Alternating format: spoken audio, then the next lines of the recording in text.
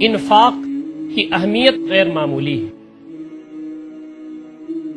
اللہ رب العزت اپنے اس بندے کو زیادہ محبوب رکھتا ہے جو سینت سینت کے رکھنے کے بجائے، جمع کرنے کے بجائے اللہ تعالیٰ کے راستے میں خرچ کرتا ہے۔ دل کے اندر جو بیماریاں پیدا ہو جاتی ہیں یہ اس کو دور کرنے کا ایک بڑا سامان ہے۔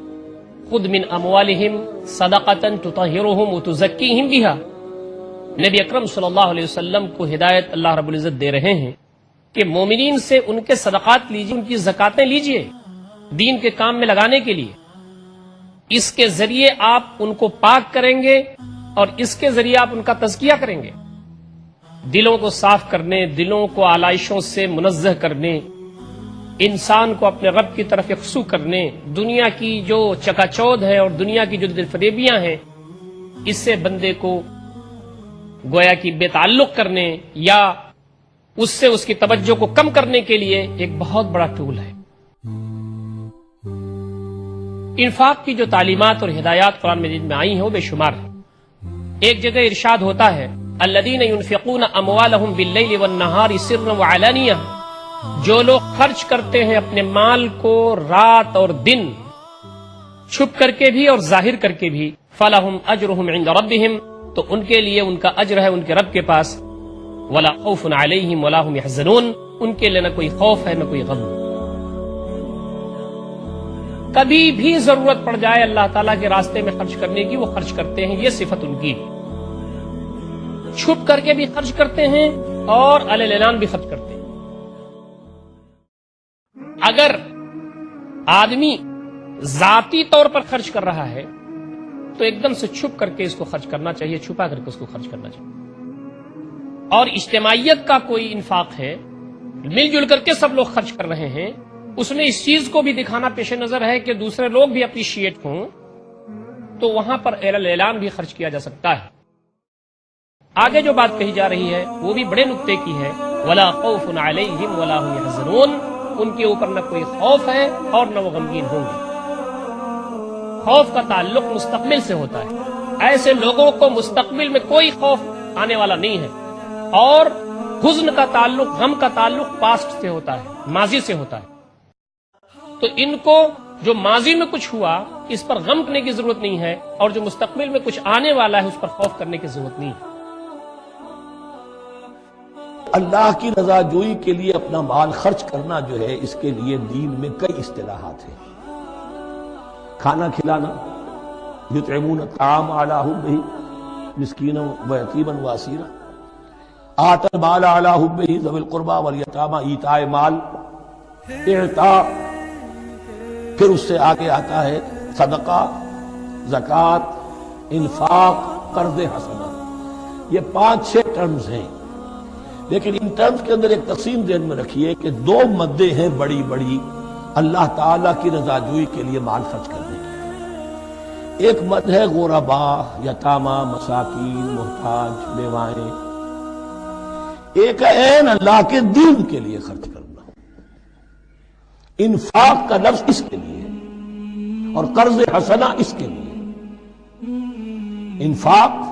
انفاق کے مال، انفاق فی سبیل اللہ، اللہ کی راہ میں خرچ کرنا، اللہ کے دین کی دعوت کو عام کرنا، اللہ کی کتاب کے پیغام کو عام کرنا، اللہ کے دین کی دعوت کو اس طرح ابھارنا کہ باطل کے ساتھ زور آزمائی کرنے والی ایک طاقت پیدا ہو جائے، ایک جماعت وجود میں آئے، ان کے لیے اساد و سامان فراہم کیا کرنا تاکہ دین کے غلبے کی ہر مرحلے کے جو تقاضے اور ضرورتیں ہیں وہ پوری ہو سکیں۔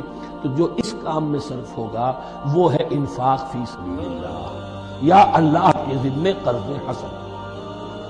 تو یہاں اصل میں اس کی بات ہو رہی ہے انفاق کی۔ مثل الذین ينفقون اموالهم فی سبیل اللہ ہے، مثال ان کی جو اپنے مال خرچ کرتے ہیں اللہ کی راہ میں۔ عام طور پر یہ فی سبیل اللہ جو ہے وہ سبیل پانی کی بنا دی، وہ بھی سبیل ہے، ٹھیک ہے، وہ بھی سبیل تو ہے، نیکی کا وہ بھی راستہ ہے، سبیل اللہ ہے، لیکن یہ کہ فی سبیل اللہ خرچ جو ہے اس کا بالکل مفہوم اور ہے۔ وہ صدقہ ہے، خیرات ہے، زکوٰۃ بھی اصلاً جو ہے وہ غریبوں کا حق ہے، لیکن اس میں بھی ایک مد سبیل اللہ کی رکھی ہوئی ہے۔ جب دین یتیمی کی حالت کو آ گیا ہو تو سب سے بڑا یتیم تو دین ہے۔ وَمَثَلُ الَّذِينَ يُنْفِقُونَ أَمْوَالَهُمْ ابْتِغَاءَ مَرْضَاتِ اللَّهِ، اور مثال ان لوگوں کی جو خرچ کرتے ہیں اپنے مال اللہ کی رضا جوئی کے لیے، خوشی حاصل کرنے کے لیے، وَتَثْبِيتًا مِّنْ أَنفُسِهِمْ، اور اپنے عزم کی پختگی کے ساتھ، اپنے نفس کی پختگی کے ساتھ، کَمَثَلِ جَنَّةٍ، ان کی مثال اس باغ کی ہے بِرَبْوَةٍ، جو ذرا بلندی پر ہے۔ اب اگر اس باغ کے اوپر زوردار منہ آ جائے، بھی آ جائے، خوب بارش برسے، فآتت اکلھا ضعفین، تو اس کا پھل جو ہے دگنا ہو جائے گا۔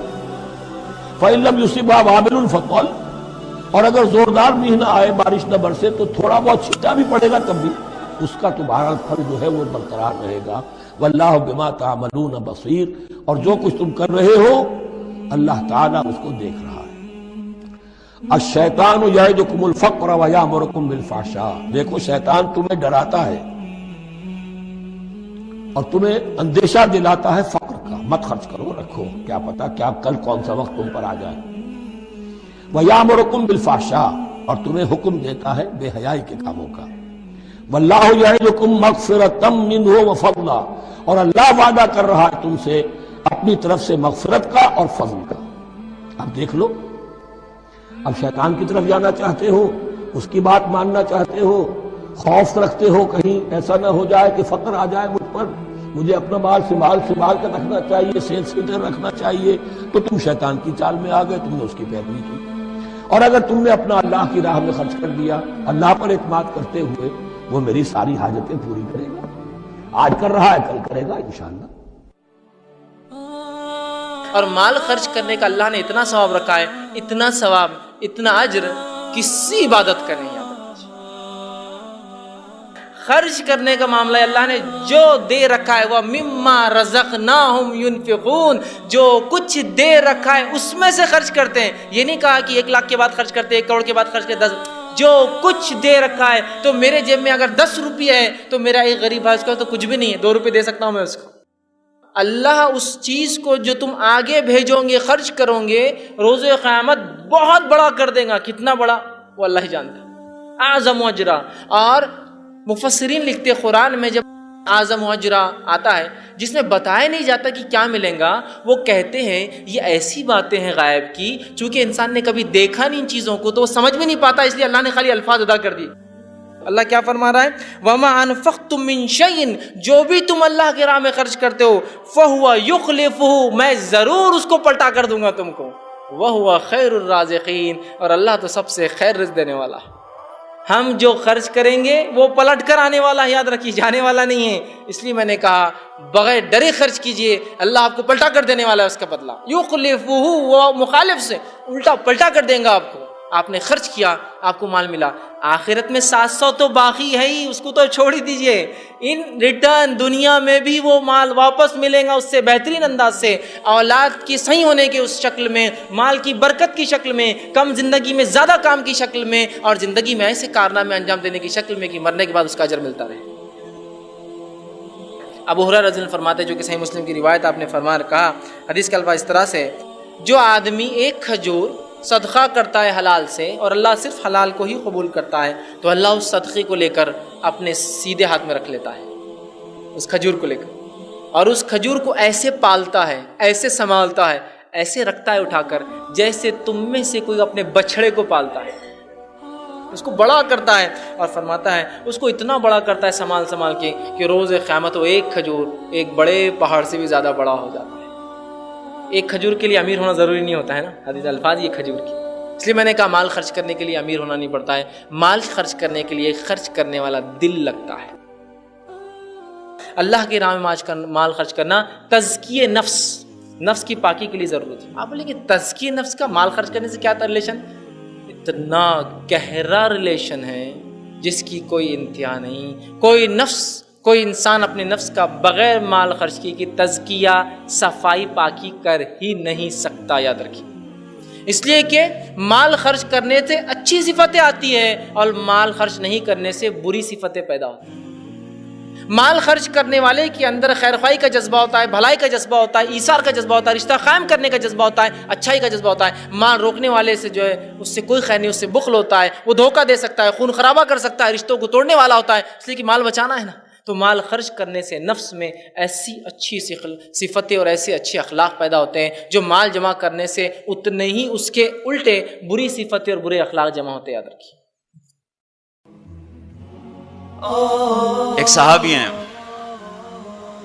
ابو الدحداح، ایک آیت اتری من ذا الذی یقرض اللہ قرضا حسنا یضاعف له اضعافا کثیرا. تو ابو الدحداح آئے دوڑے دوڑے، یا رسول اللہ کیا اللہ نے یہ کہا ہے کہ مجھے قرضہ دو میں واپس کروں؟ کہاں؟ کہا یا رسول اللہ اللہ کو کیا ضرورت قرضہ مانگنے کی؟ کہ اللہ چاہتا ہے اس کے بدلے اللہ تمہیں جنت دے. کہا اچھا اگر میں اللہ کے نام پہ دوں تو آپ وعدہ کرتے ہیں میری جنت کا؟ ہاں وعدہ. کہا یا رسول اللہ ہاتھ بڑھائیں، میرے 2 باغ ہیں دونوں اللہ کے نام پہ صدقہ. ہم کہا نہیں ایک دے دو، ایک رکھ لو، ایک بچوں کے لیے رکھو، ایک اللہ کے نام پہ دو. کہا اچھا پھر میرا وہ باغ جس میں 600 کھجوریں ہیں وہ میں نے اللہ کو دے دیا. ہم کہا ٹھیک ہے جا تو تیرے بچے تیری بیوی جاؤ جنت. انہوں نے وہاں سے دوڑ لگائی اور باغ میں نہیں گئے، باہر کھڑے ہو گئے. کہنے گئے ام الدحداح بیوی کو بولا. کہا کیا ہوا؟ کہا باہر آؤ باہر آؤ باہر آؤ. کیوں؟ کہا باغ اللہ کو دے دیا.